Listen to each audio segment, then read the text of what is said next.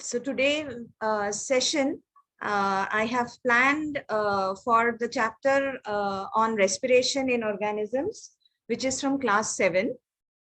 And I will be proceeding in a manner similar to what the resource persons during this session have been proceeding as. Now,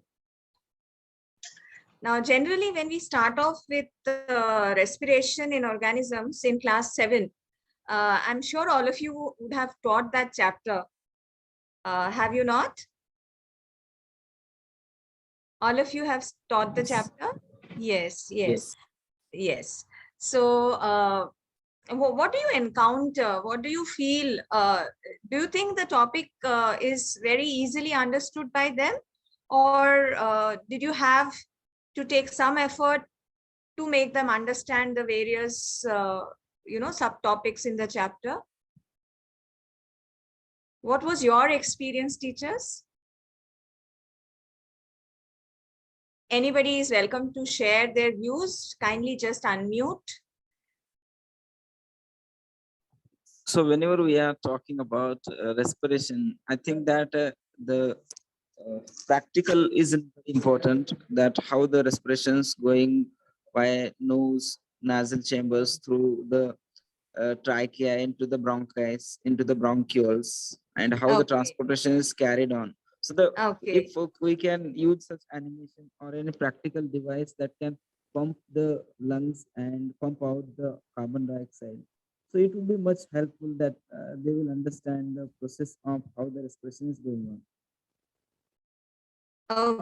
Okay. Thank you for your response. I think that was Mr. Ganesh Gaikamble. Yes, ma'am. Yeah, thank you, sir. I think all of us would have encountered a similar thing, because generally when we start with the chapter and we say respiration, children will nod their heads, and when we say, children, what is your idea of respiration? Usually many of them come up with the response, ma'am, we breathe in and we breathe out. Have you experienced that answer or come across that answer? Yes, ma'am. Yes, that is a very common response we get from children, because probably that is what is externally visible.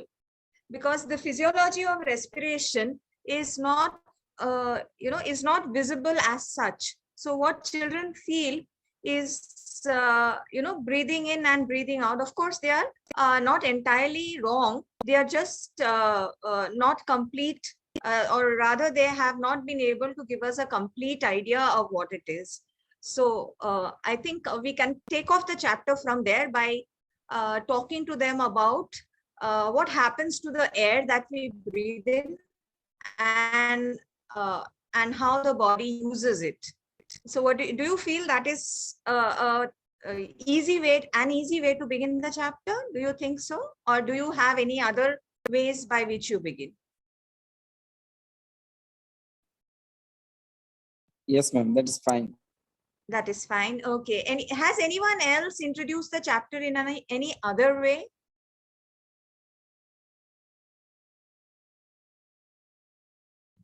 Okay, so I assume that most of us have gone around the same way. I'll be sharing my screen. So today's topic for the day is respiration in organisms. And most of us, I think, are following the NCERT books. In case you are not following the NCERT books, yet the content remains same. Only the way it is treated differs from textbook to textbook, that is by different publishers. So we have respiration, the definition and types. We have breathing, inhalation, exhalation, under which we go through breathing rate and how do we breathe, what do we breathe out, breathing in other animals, breathing underwater, and a look at whether plants respire or not, and if so, how. Now, before we go on to the intricacies of the chapter, I would just like to draw your attention to something that you are already aware of and which we teachers use a lot in order to make our teaching more efficient and more easily understood and that is Bloom's taxonomy, about which we have heard a great deal. So of course, on your screen right now, there is a lot of writing. So you may be wondering, whether it is, whether you have to read everything. Well, you don't.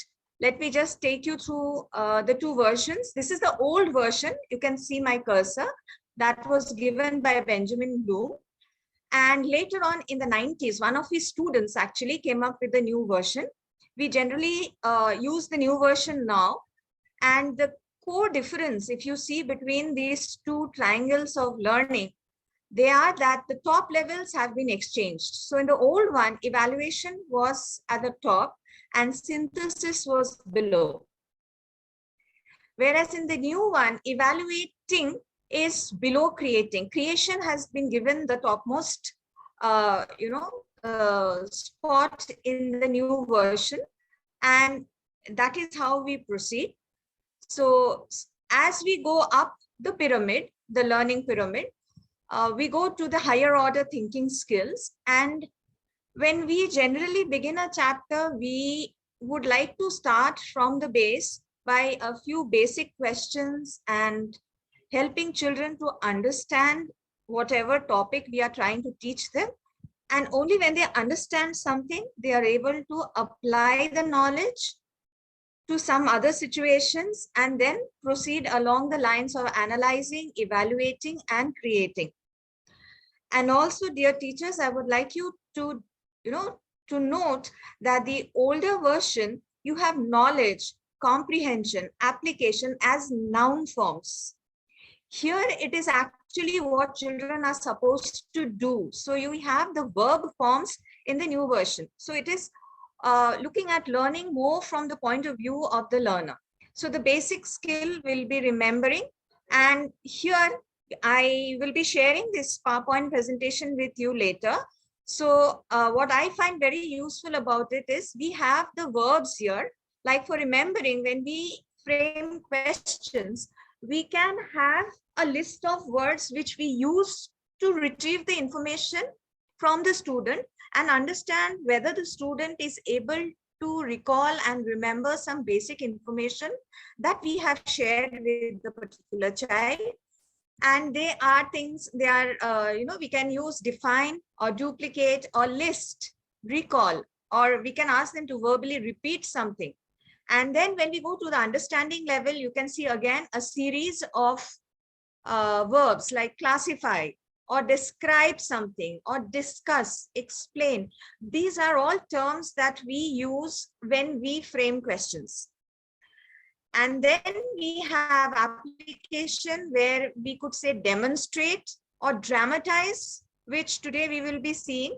And then analyzing, one of the very common questions we use for testing, analyzing skills are comparing and contrasting, differentiating, we say distinguish, and then sometimes we ask them to design an experiment which would give a particular conclusion, and so that we can check on whether the student has been able to apply a scientific method to what he is thinking or she is thinking. And then evaluating and creating. Evaluating whether the student can justify a particular decision. So you defend or you give support to a particular argument. These are the questions that we sometimes frame. And then at the very top is creating, which if you, I think we all remember when Anuradha ma'am was telling us about conducting the workshops, she did talk about how it was not always possible to have creating test, this particular level tested in all topics. It is easier to test creating when, suppose, for example, you are teaching a chapter, say electricity and circuits, whereas it would be a little more difficult when we teach a core chapter, another kind of biological process like nutrition, or even for respiration. But here in respiration, we do have some, some models which they can make and come up with, which helps them to support their learning. So before again going into the topic, I would just take a very short look on learning objectives versus learning outcomes, which are pretty important for us teachers, because at the end of the day, all that we talk and do in the class should benefit our children. So what is learning objective and what are learning outcomes? Let us have a look. Now, learning objectives is from the point of view of the teacher. So the learning objective of a particular topic is a specific statement of the intention of teaching. So it looks at a particular topic from the point of view of a teacher. So what we intend to do with the topic, how we treat and give information about what the teaching of the unit hopes to achieve. So very closely allied with the objectives are the outcomes. Now, the learning outcomes is a statement of what a learner should know, understand, and be able to demonstrate after completing the process of learning. So a learning outcome, we reach a learning outcome. That is what we intend to achieve. The learning outcome will help. So generally, when we design our lesson plans, we usually start learning outcomes. The student or student will be able to, and then we go about describing what the learner has been able to do at the end of the learning session. And also it is about what a learner is able to demonstrate after the course of instruction or the transaction that has happened in the classroom. So that's a very brief look at objectives and outcomes, because sometimes we do tend to get a little muddled about these two terms. Now, what are the major characteristics of learning outcomes? To keep it very simple and to understand whether we are going where we are supposed to be heading, learning outcomes have three major characteristics. They will specify an action by the student that can be observed, that can be measured, and an action that is done by the students rather than that which is done by the teachers. So these are very key three characteristics of learning outcomes, which which if we keep in our mind while designing our lesson plans and going about our transaction, we would be more successful in our transactions. And this is something that we all need to remind ourselves as we go about our transaction, because generally we tend to, for us, teaching is something that we do naturally. And in fact, after a few years, we feel very comfortable dealing with children and, looking into the topic and then designing it or tailoring it according to the need of the children. Now, what we really need to remember as we go about every academic session is that we as teachers have been students once in a while. And in fact, we continue being students throughout. That's what makes a good teacher. We can't ever stop learning. So when a teacher fits into the learning environment to the learner's interests, needs, and their levels of maturity, the learners become very motivated.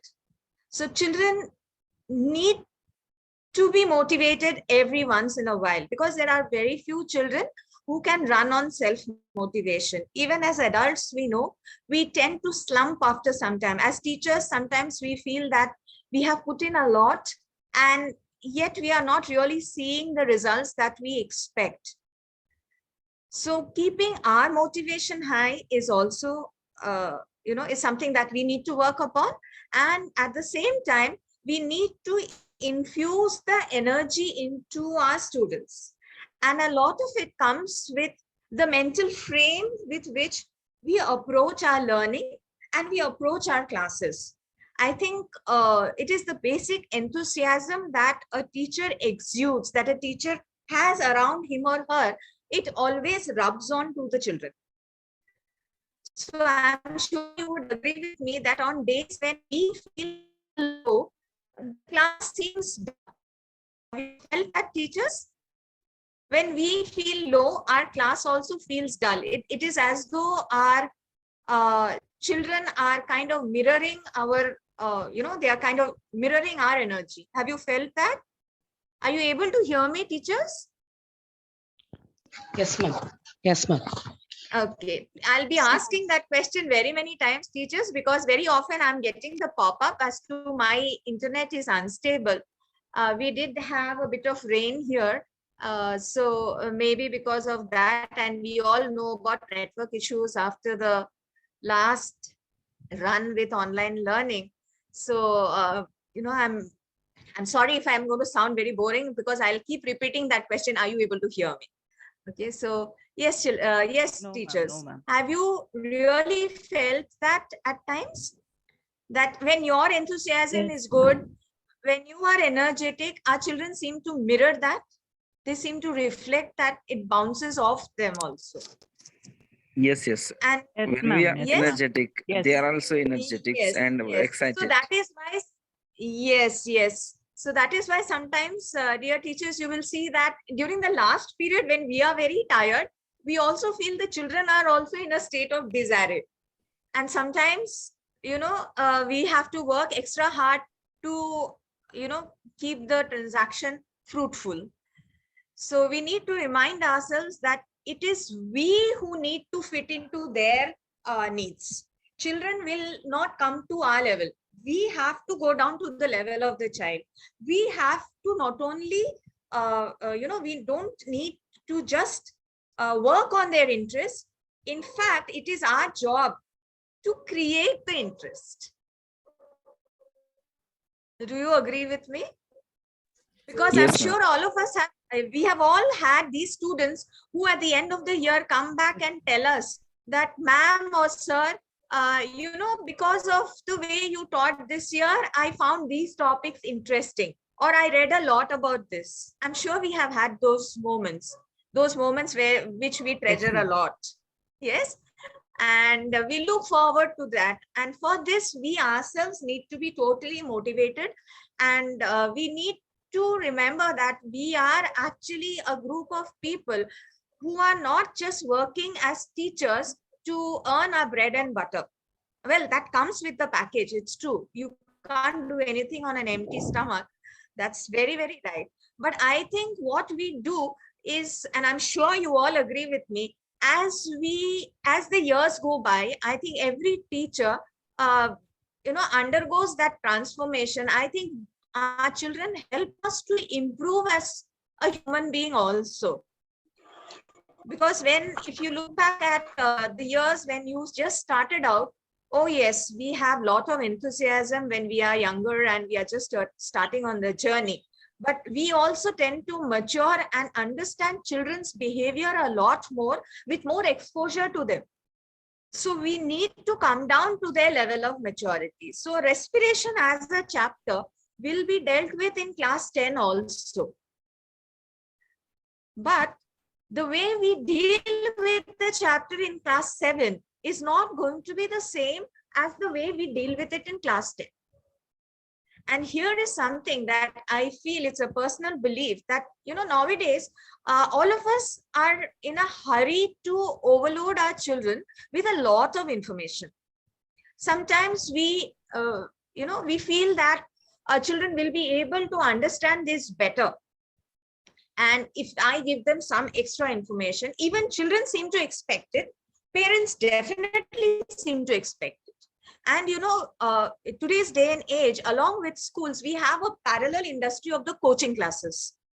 It is there across the country. And if you have seen or heard from students who do go to those classes, they would tell you that they always teach a level which is much more complex than the existing level. For example, a class 7 child would be given something much more than what the NCERT book or any other book of class 7 gives. Have you encountered that? Sometimes that becomes a drawback in the classroom because some children do feel that they already know a little more. Have you ever encountered that, teachers? Yes. Especially with children who go to coaching classes, this is a common trend. But when we teach, what I feel is that we generally talk of children who have difficulty learning, or what sometimes we refer to as slow learners. And I think the term slow learner by itself is outdated, and we should not be using the term because children only learn differently. So I'll be touching upon that in a separate topic. In this particular topic, that is in respiration, what I have found easy to go through the chapter, we can use the 5E model of instruction. And this really helps the child to understand the topic well. Now, what do these 5 E's, what are they? So we have the E of engage, explore, explain, elaborate, and evaluate. This is the 5E model. Okay, so let us see how we use this model and treat our lesson respiration through this model. So the first thing we do is we engage our young learners, and engaging is something that is the first step that we take towards them. So if we can have an audience who is engaged, it is easier to proceed to the next level. The moment the connection stops with our children, it is very difficult to go through the next level. So engaging is a primary, very, very important level. And I think all of us have some tricks up our sleeve to engage our children.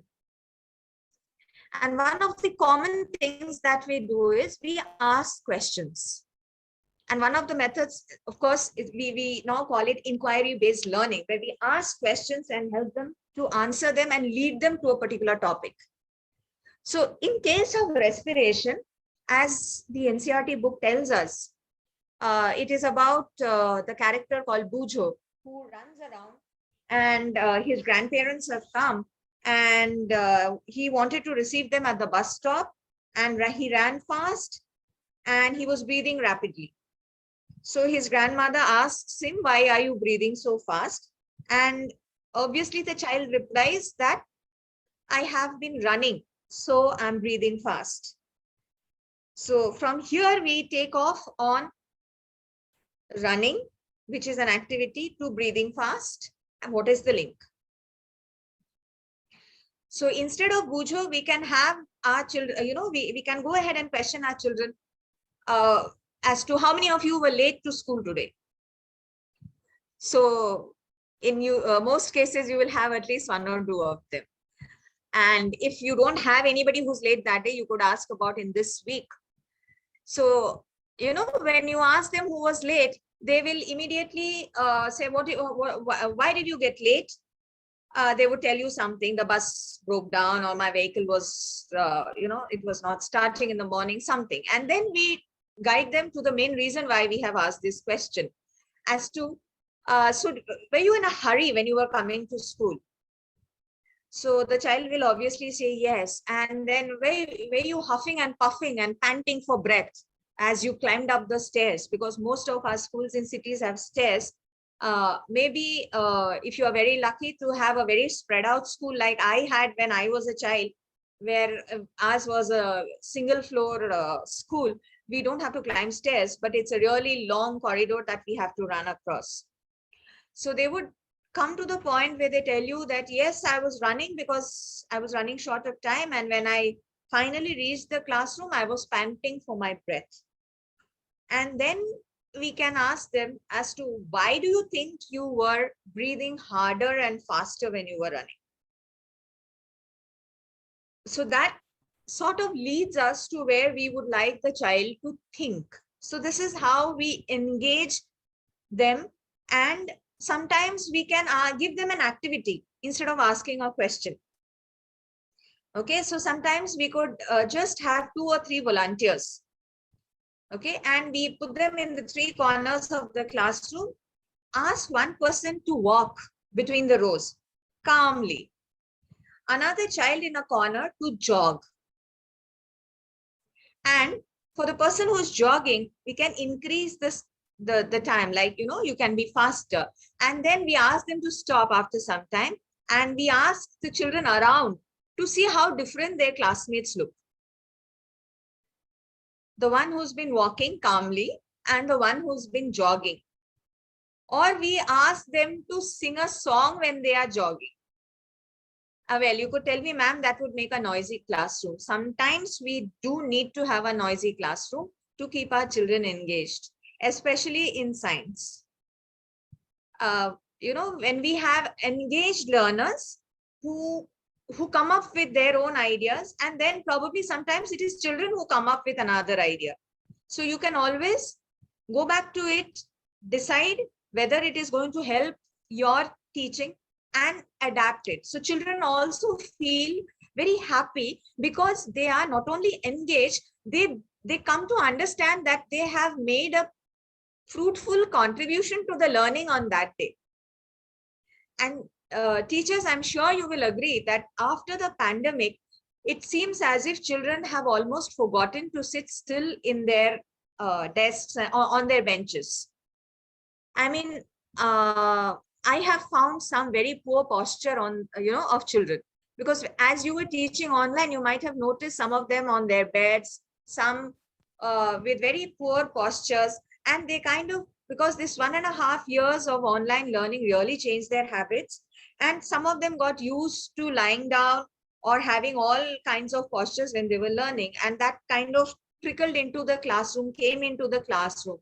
So a little bit of movement now and again helps children to stay more alert and also helps them to learn, because movement aids learning, that has been proven.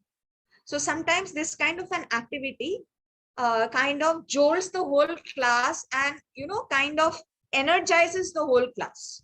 Of course, we will always have to understand that this might create, if you are the kind who likes pin drop silence and total discipline, then this is not going to work. But well, some degree, we can always tell children to maintain the decorum while they go about their activities. So we engage them and then we explore, we form new predictions, test and record our ideas and observations. We ask questions. So engage automatically leads to explore. So when we tell them, why have you been panting for breath? Why have you been breathing fast after running? They will try to come up with some answers by saying that, sir, ma'am, I feel I have to breathe harder to take in more air. So that is usually what we expect children to come up with. Of course, the children will always come up with ideas which we have never thought of. And that is how we benefit from our teaching sessions. So we learn to take those ideas and implement them in our classes, probably the next session or the next year. I'm sure all of us have done that. So here in our respiration teachers, I am not going to, what I'm going through now is the mechanism, how to go about the chapter, how to transact it. And rather than telling you that, okay, respiration is this, I do have slides which come up with that. This is respiration, this is aerobic, this is anaerobic. We all know that. We are all aware of it. So the next thing that we come up after this questionnaire would be, linking the breathing with the respiration. So we have to give them the idea of the requirement of more oxygen is because that gives us energy. Somewhere there is a very close link between the two, the oxygen that is taken in. And another thing here that we need to remind our children is that we or no other organism, we don't have any mechanism of taking in oxygen from the air. This is something that we need to tell our children. That children, what we breathe in is air, and air is a mixture of all the gases. We don't have any filtration mechanism in our external nares or in our nostrils, whereby we take in only the oxygen. There is no such mechanism. In fact, children have asked, ma'am, what happens to the more than 70% of the nitrogen that enters into our body? So have you ever encountered those kind of questions, teachers?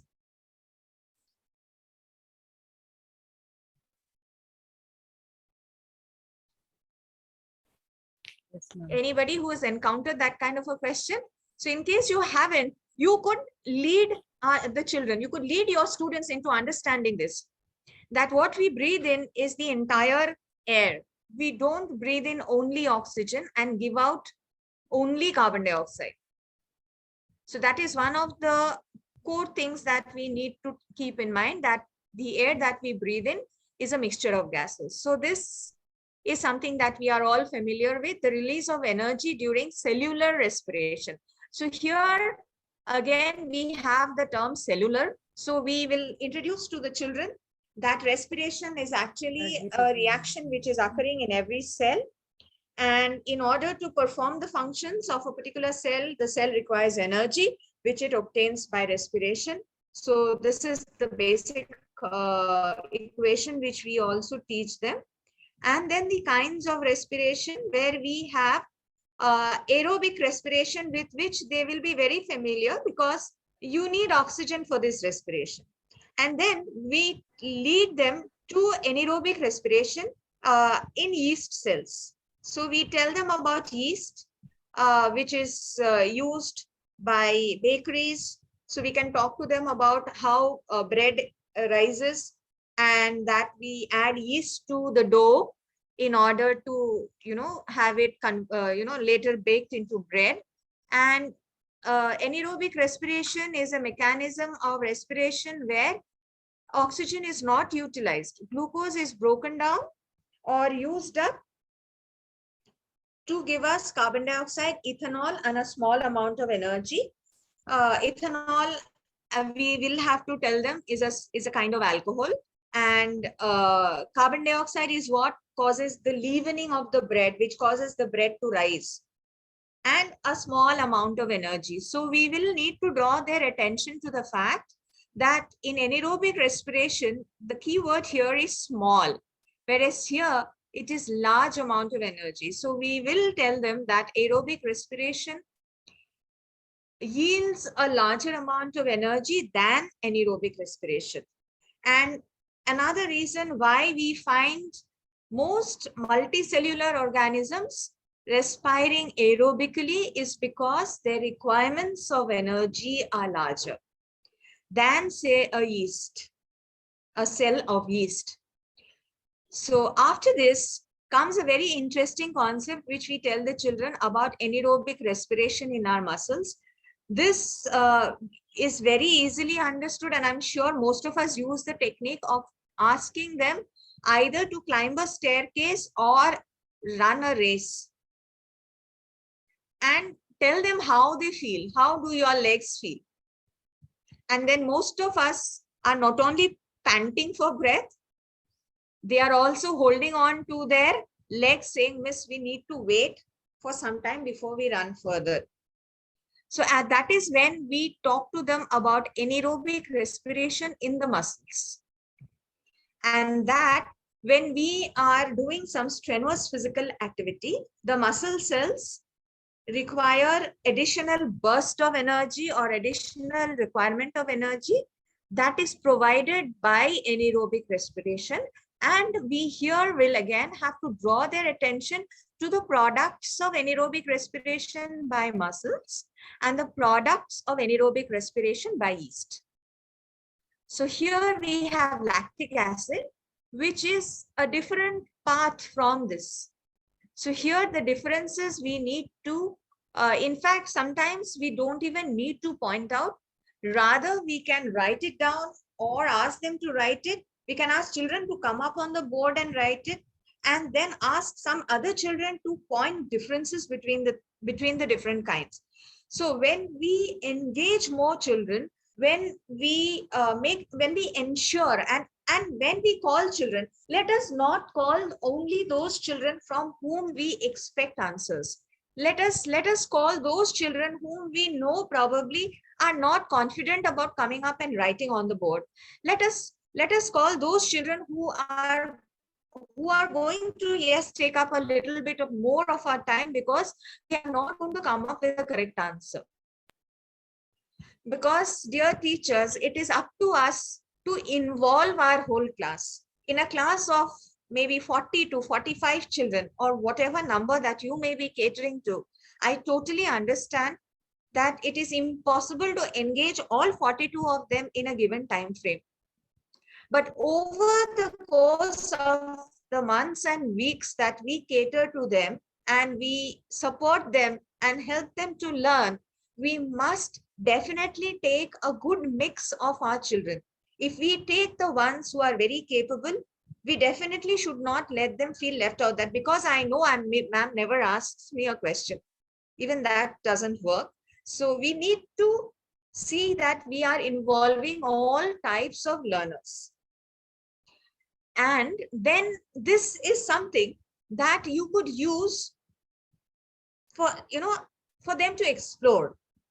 I'll just give you a half a minute to just look at the curves, and you could tell me what I am trying to, as a teacher, what do you think you would be trying to, what learning you are trying to get through to your children. Am I audible, teachers? Yes, ma'am. Am I Yes, audible? ma'am. Yes, ma'am. Yes. Yes, So ma'am. teachers, if you notice, we have almost spent 40 minutes, and I hope you are being able to hear and understand me clearly, because today is my first session, hence more questions about whether, you are getting me or not. Are you able to get me, teachers? Yes, ma'am. Yes, ma'am. Okay. So right now I have 19 participants, including me. Okay. So if you see the graphs, now could you tell me, what do you think I'm trying to put across? Now, this is something that a class 7 child will not be able to work on immediately without our help. So here we will tell them that you have on this particular x-axis, we have a time. We have time. So obviously this is increasing. And here the concentration of lactic acid is also increasing, as we can see 1, 2, 3, 4. And then we have two curves. At this particular time, a particular person has, so these two, the blue curve and the red curve, are curves of the concentration of lactic acid in muscles of two different people. So this person whose readings are noted by the red curve, this person has obviously accumulated higher amount of lactic acid. For example, if you see in this particular time where my cursor is, are you able to see my cursor? Yes, ma'am. Yeah, at this particular time, this person who's in blue, whose curve is blue, has accumulated less lactic acid than this one. So we can ask children that, what do you think has happened here? Is it likely that this person is running faster? Do you think it is likely, teachers? The one with the red curve? No. Initially, both are in the same stage. Initially, the time is the same, but the concentration of lactic acid is something more between 2 and 3. More than the person. Yes. For this person, it is 4 to 5. So it is very likely that the person whose graph is in red has been using more, has been using his muscles more, and thereby accumulating more lactic acid. Do you think so? Yes, ma'am.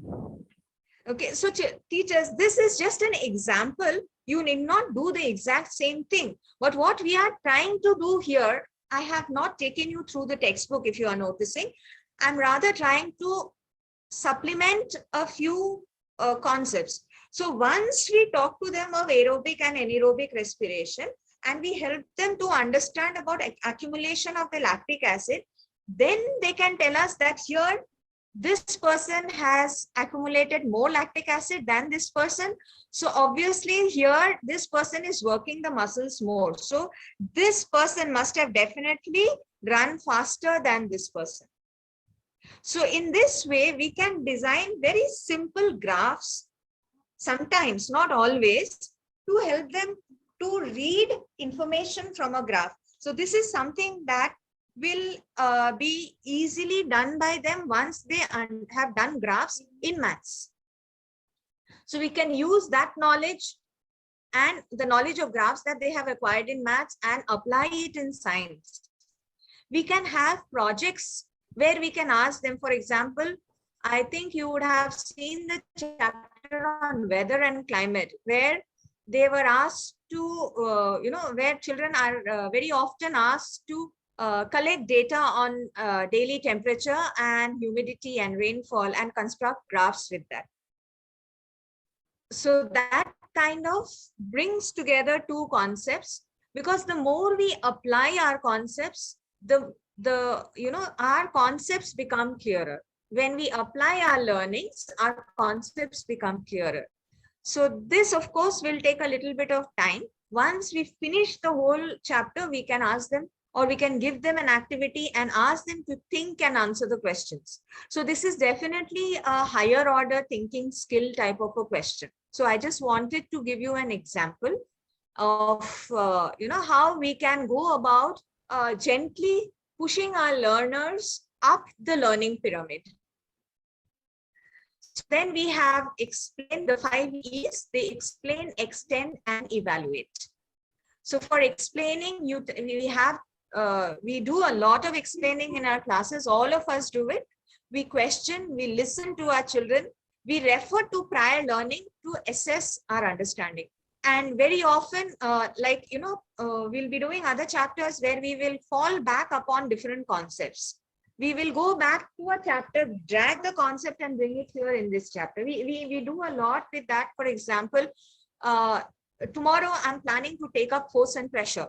So in order to make a class 8 child understand force and pressure, we very often ask him to remember his class or her class 7 days and think about motion.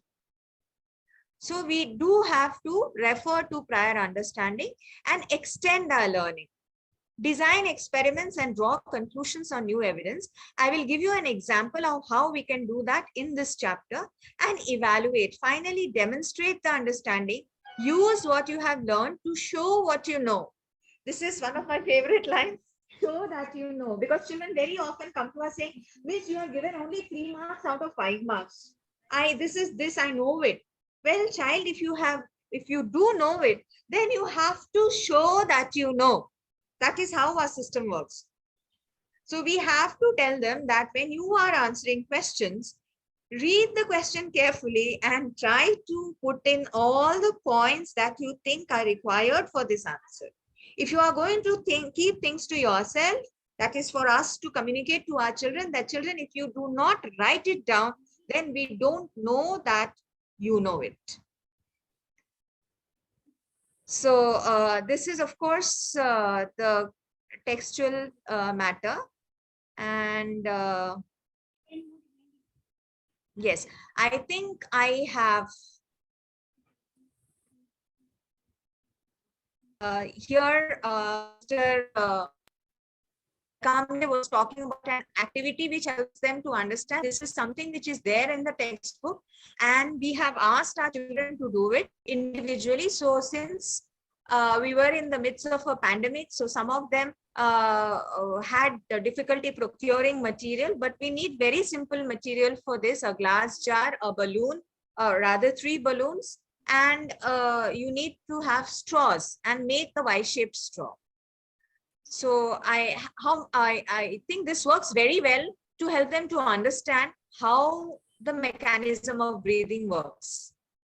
So this is an activity which I find hugely supportive of the learning. It really helps children to see what we are trying to tell them. Okay, so especially where, chest goes up, diaphragm contracts, then chest contracts, diaphragm relaxes. This is understood very easily with this. So you could really ask your children. I'm sure some of you have already done it. Some of you might have done it very many times in your, in the many years that you have been teaching. And we know this is a foolproof experiment for children to understand and discover how air goes inside the lungs and how air moves out of the lungs. And we can give them a simple diagram and ask them to label the parts. We definitely should encourage children to draw diagrams on their own. Let us not tell them that we will be supplying diagrams and they will just be labeling. We need to tell our children that you need to draw your own diagrams. And here, there are a lot of children who come back to us and say, ma'am, I'm not good at drawing. And always the answer to that question is, dear child, you don't have to be an artist. You don't have to be an artist. All you need to do is show me the parts as they are. It need not be a beautiful drawing, but what I need is a diagram. So we definitely need to bolster the confidence of our children that they can do it. And we do need to convey to them the importance of practice. I think all of us do it all the time. We keep telling them to do it. And we keep giving them simple activities at the end of every class to ask them that, you please go home, study this and draw this, label this and bring it to me. And we take our time to go through the content that they have done. This is very, very important because it kind of scaffolds the learning. Because many children go back home and never open their textbook. And that is where we as teachers need to, because parents keep telling that, when they come back to us during the PTM, parents will say, ma'am, please ask her to study. Please ask him to study. If you say he listens or she listens, when we say they don't listen. Have you heard that, teachers? Yes, ma'am. Yes. Yes, And ma'am. believe it or not, those of us here who have our own children, we know that what the parents are saying is correct, don't we? Because when a teacher says something, I think we are incredibly lucky that the child actually stops and listens and tries to do it. So we need to keep repeating ourselves, even at the risk of sounding very, very boring and monotonous. But we will never be able to understand how many we are actually in a position where we can touch lives. And I think we are incredibly blessed because we are able to do that. And we also are incredibly powerful. Whether or not we understand it, we exercise a lot of influence on our children. And that is where we need to be very, very responsible, because the influence that we have on a child could be either way. Very often, when we are able to make a connect the children and teach them, or at least generate some interest, children start loving the subject. If you look back at your own school years, probably the subject you like most, you remember your teacher more than the subject. So that is where our role comes in. When children start collaborating with us, automatically they start liking the subject. So therein, we definitely play a very important role, dear teachers, and let us never underestimate our capacity to impact young lives.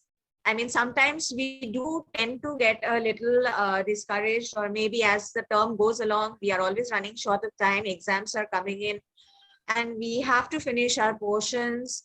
So that's all a part of our everyday, our day in school. But along the way, we are always making incredible contributions to the lives of children who will grow up to be adults. So, we need to keep our enthusiasm very high, and we need to keep telling certain things repeatedly, because some children need that repeated instructions. So let us not fear being boring. Let us just go about doing our, doing what we need to be doing. So here, dear teachers, I have a role-play learning activity which helps children to understand how the lungs work, how oxygen and carbon dioxide move. And here, students are assigned any one of the roles. That is, either they can be lungs or oxygen or carbon dioxide. Children assigned to be lungs will hold their hands to form two circles with opening at the top. Each circle represents one lung. And the beauty of this particular role play is that we can involve a large number of children. And yes, you do need to step out. So we can take the children down to the ground or any other space that is available and conduct this activity, because in a classroom where there are so many desks and benches, we definitely cannot do this. We need some open space for it. So even in city schools, for example, like the one in which I work, we do have some space where at the end of a week, maybe one day I can dedicate to taking the children outside the class and helping them to learn something. It totally changes the effectiveness with which we can drill in the concepts. As the lungs inhale, so children will step out to widen the circle. Simultaneously, students representing oxygen enter the lungs through the opening at the top, then pass into the bloodstream under the joined hands in the circle. So obviously the bloodstream is outside the lungs. So of course that we need to say that blood will not be in open space outside the lung. It will be inside closed tubes. Now, as the lungs exhale, the students representing carbon dioxide enter the circle under the joined hands. Because now carbon dioxide will be moving out. The children in the circle step closer together, forcing the carbon dioxide out of the opening at the top of the circle. This physical demonstration helps children to understand the breathing process. So I do have a video. If my internet is okay, then I should be able to play it.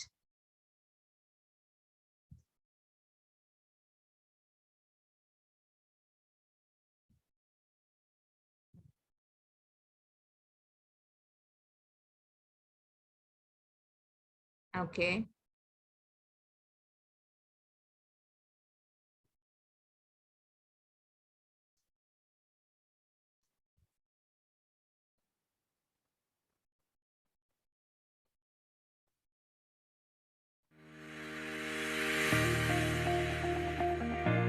Role play is a technique where participants take on different roles to understand or demonstrate interactions between different components of a system. In teaching of science, it can be particularly helpful to show invisible processes. Through a role play, movements and exchanges happening between different parts in a system can be easily understood. Here, we are going to show you a role play done with children to understand some concepts in science.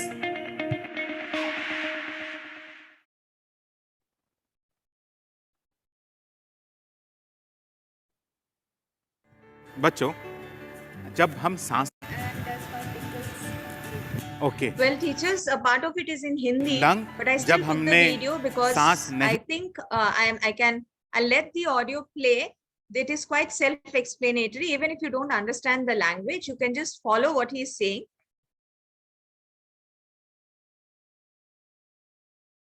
करना शुरू हो जाता है और ऊपर बाहर से air अंदर आती है, ठीक है?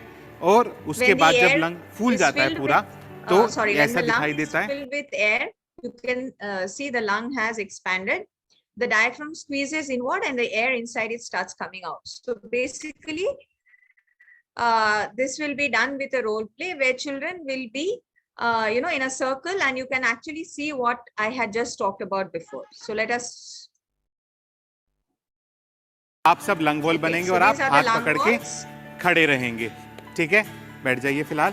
फिर कुछ बच्चे बनेंगे डायाफ्राम, ठीक है?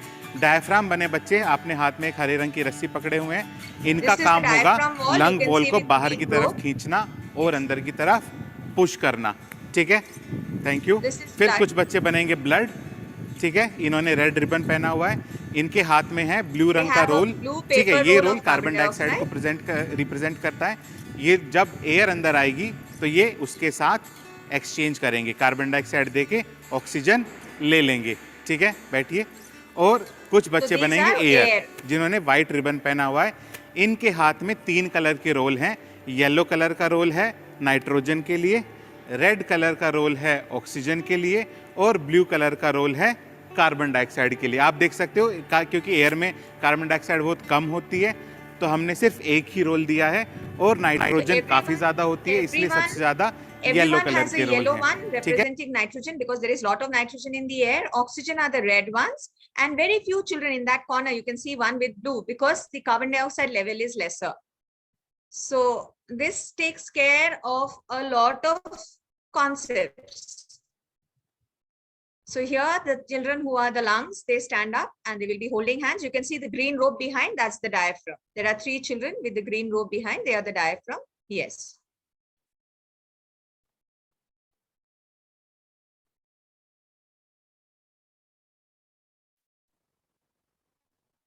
Air ready? So शुरू air is करें? going to enter. Yes. Okay. Air enters the lung and the gas is exchanged. The diaphragm and the air goes out. This is inhalation. And we can see children giving away red cylinders and taking out blue for carbon dioxide, turning around. As you can see, the nitrogen goes in and out without any change. And there is exhalation. एक और बात आप देखोगे कि अभी जब air अंदर आई थी उसके पास काफी सारी ऑक्सीजन थी और बहुत कम कार्बन डाइऑक्साइड As थी. the air अब goes जो out, बाहर you can गई see the है number air, of rolls having blue is much higher. So more carbon dioxide has gone out. गई है, लेकिन जो ऑक्सीजन था वो यूज हो गया है और carbon So you dioxide can see the children बाहर आ outside गई now है. have a lot of blue carbon dioxide molecules with them. And all the oxygen is not used together, so a few oxygens have come out. So this is और carbon dioxide के साथ. तो air फिलहाल आप वापस चले so जाइए. I think हाँ, और आप that sort of takes care of our of our activity. So role play as an activity can be very useful.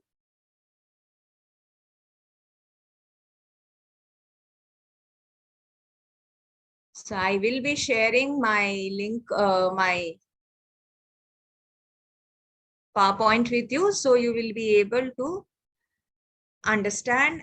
You can go about an activity and conduct it in your class on a similar manner.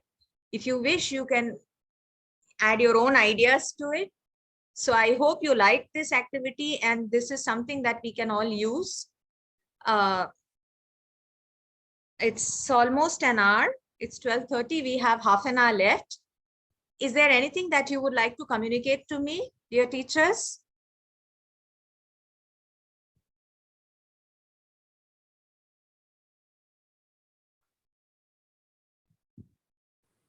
Okay, so are you able to hear me, teachers? Yes, ma'am. Yes, ma'am. And could you see the whole video? Yes, ma'am. Nice, ma'am. Do you think we can work on it in our classes? Sure, ma'am. Yes, ma'am. Yes, ma'am. I think children will be very, very interested, and all the learners who are, there will always be a group of children who feel like, what am I doing in this class? Have you seen that expression? There are some children who have. So I think we can all. Yes.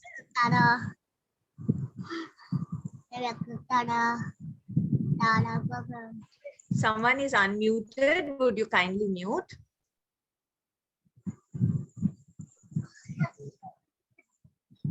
Mala ma'am. Ashwini ma'am. Yes, ma'am. Ashwini ma'am, do you want to say something? Would you wish to speak something? Ma'am, actually, this session is very interesting, ma'am. Particularly that video. Yes, It's very interesting.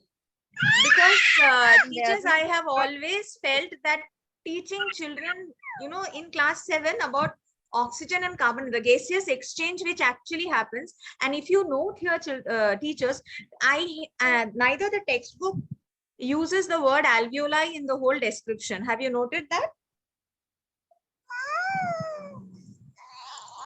At least this NCERT textbook doesn't use the word alveoli in the whole description.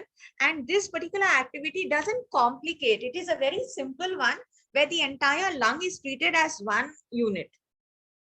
So in class 7 level, I think it's a perfect role play to help children to understand.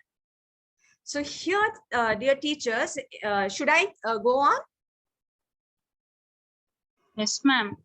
Okay. So here, teachers, this is another very interesting experiment that I have, as I was researching, I came across this, but since we were working online for most part of the last year, and I think that's the same for all of you, we came back to school only in November, and then we had very heavy rain, and then again we closed down for a couple of weeks in January in Chennai. I think it was the same across Tamil Nadu. We haven't been really able to work in the lab, but this is something that will pick the interest of children. It will help them to correlate two concepts. One is indicator, another is the concept of respiration, what is given out during respiration. So we all know, and we are all familiar with the test where the child breathes into a test tube of lime water. I think all of us know that, right? Yes, teachers? Yes, ma'am. Yes, ma'am. Yes. So here, this is a slightly different one where we use this red cabbage, which is available in grocery stores and vegetable stores. Well, in Chennai, it is. I'm sure most other places also would have it. Do you have access to the red cabbage? Yes, ma'am. Yes, ma'am. Okay. So Yes, if we ma'am. take, Yes, ma'am. thank you for your response, teachers. If we take the leaves of the red cabbage, keep it in a beaker of water and boil it for about 15 minutes, the pigment of the red cabbage comes out into the water and it acts as a pH indicator. So this is something that children have learned about in the chapter on acids, bases, and salts. And then in a neutral environment, it is a dark purple. If you see here where my cursor is, and in acid, it turns pinkish. So can you see here, the bottom is pinkish, and in bases, it turns a greenish yellow, which is, this is another acid. This particular, picture did not have the one with bases, but in bases, it turns a different color. But what we need to do is, if we breathe into this, if we have red cabbage indicator in a test tube and through a tube we breathe out, then we would see a definite change in coloration, because the carbon dioxide will also dissolve a little bit in this water, giving a mild acid, and it turns pinkish. So this would take care of respiration in organisms, in humans. And here, this corner here, you see another experiment where there is a test tube in which you have cotton wool, which is cotton, and there is nothing other than that, and you have the indicator at the bottom. There is one in which you have the indicator at the bottom, damp cotton wool here, and germinating pea seeds or moong dal seeds or any other seeds that you can get hold of, which germinates quickly, and you can keep it in this test tube and close the mouth of both of them. In the third one, we can keep the dry seeds, the ones which are not germinating, and keep dry cotton. And if we keep this setup requires some time to work. Very interestingly, it is seen that after, I think, a couple of, around a day or so, you can see that this cabbage indicator here would have turned a light reddish pink. This is because of the carbon dioxide that is liberated by the germinating seeds. So here another important concept that we can help children to understand is that not only do animals respire, even plants respire. Because generally children very easily take up the concept of photosynthesis and plants, because we teach them right from class 1, plants make their own food with the help of the green pigment. So children are absolutely comfortable and they know the fact. But when it comes to respiration, this is something that you don't see. There is no pigment which helps with respiration, so to speak. So you don't understand in plants. So this experiment draws their attention to the fact that respiration occurs in plants also. So this is an experiment which I felt was a very interesting one, because it kind of brought together three very important things. What do you feel, teachers?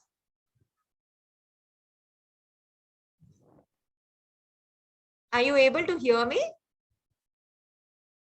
Yes, ma'am. Yes, ma'am. Okay, have you understood what I said, or should I repeat? Yes, ma'am. We understood this content, ma'am.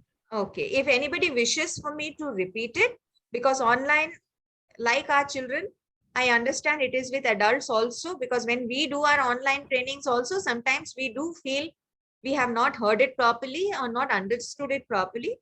If you wish me to repeat it, I would definitely repeat it. Is there anybody who feels I should repeat what I said? Okay, so I assume that it has, all of you were able to, comprehend what I was saying. And then we have the next is respiration in other organisms, where again children have a lot of interest in the world around them. And a cockroach is an organism that all of us despise. We don't like it at all, but it is very much a part of our lives. So let us draw the attention of children to the fact that here this is a slightly different slide which talks to us about the number of spiracles. These are the openings that you can show to children. And this part of the lesson is studied well with ICT tools. If that is not possible all the time, you can have live specimens or even dead cockroaches. You can use them to see the spiracles. There are two benefits. I know you are thinking there are only drawbacks of touching a cockroach. Well, the benefit is that, we overcome our disgust of cockroaches and we come to appreciate life. We learn to understand the variety and diversity of everything around us. So the spiracles in the case of cockroach, we have 10 pairs. There are 2 in the thorax. You can show children the thorax and the abdomen and correlate it with our chest cavity and abdominal cavity and how we have a diaphragm separating the thorax and abdomen. That is a feature of mammals. And then children understand things very clearly. So here in insect, you can tell them, see, they have a definite body plan like we have. They have a head, a thorax, and an abdomen. We also have a head, thorax, and abdomen. So basically, nature designed so many things having a basic similar plan. And then you can talk to them about the 2 pairs of spiracles in the thorax and the rest 8 of them in the abdomen. And the next one, sorry.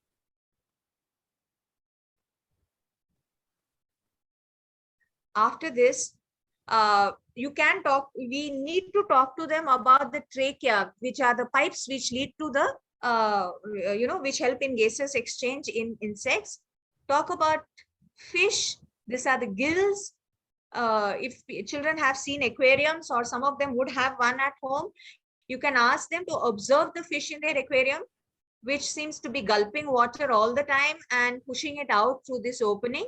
And we can tell them that these are what lungs do for us is done by gills for a fish. So, and then we can also talk to them about the importance of respiration in plants and how even the roots need to respire and how it is very, very dangerous to overwater plants. Especially many children in cities have seen pots with plants growing in them because we always run short of space. So we don't have open gardens. So if you happen to be in a place where you are lucky enough to have open gardens, then we know that the water drains away. But in a pot, we always have to be cautious about the amount of water that we add to our plants, to the soil, sorry, in which our plants grow. In fact, many a time, enthusiastic gardeners have killed their plants by overwatering. So that again is a question which we can use to ask them and, kind of judge their analytical abilities or, ask them to analyze a situation. Somewhere so and so has, overwatered or added, or there were 2 sisters. And then in the morning, Mala watered the plant. And after some time, her sister, who did not know that she had water, just came and poured in some more water. And that kept on going on for some time, and in a few days, their plant died in spite of all the care that the two sisters took. So why? So we can ask those kind of questions, which will set their young minds, it will set them thinking. So with this, I come to the end of my slideshow, and you can reach me out at my mail, and I'll be posting the contents of this too. And I hope you have, there are a lot of things where I did not go into details here, which are there in my slides. For example, we can design an activity for them to study breathing rate, and we have to teach them what is breathing rate, and then find different breathing rates in adults, and we can ask them to tabulate it like the one shown here, and the one here has numbers filled in already, so they would probably get figures which are close to this. So this will help them to understand breathing rates, inhalation, exhalation, and of course we need to have a diagram of the respiratory system with all the parts. I have not used a level part, since we are all teachers and we are all very, very familiar with the names of the parts. I just thought of including this, which will as an activity for our children rather than for us. And while we are teaching the breathing in and breathing out process, teachers, I have always found it very useful to help them to remember the steps of breathing in, because during breathing in, the activities which happen are the ribs move out and up, out and up. The ribs move out and up, which is this one. So in the word out, O-U-T, out, you have O for out and U, O-U-T, out. The U, we can always tell children, the O is for the word out and the U behind it is for up. So out and up, automatically children can remember. We can always give them this kind of simple tricks to help them to remember that during breathing in, the ribs go up and out. So automatically from the word out, O-U-T. So O, out, U, up. So with up, they will automatically write out. So already they have half and half marks set. So they make less mistakes. And the diaphragm moves down. The diaphragm moves down. So we just need to remember to help out with not only understanding, but helping children to remember what they have understood. Because ultimately, all of them are going to be evaluated, they are going to be tested. And testing methods will always employ various techniques to see what they are able to give back to us in terms of what they have learned. So there is the whole, this is my whole presentation. With this, I will stop sharing